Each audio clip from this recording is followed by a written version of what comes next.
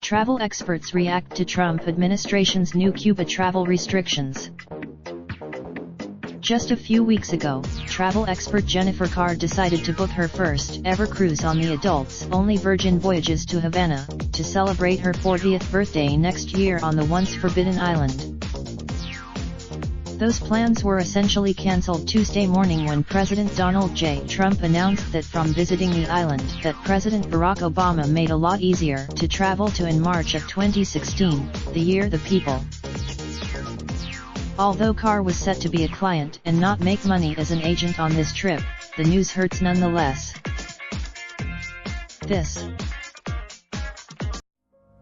Raindrop, drop top, smoking, no cooking the hot pot. Fucking on your bitch, yeah, that. Looking up in the park.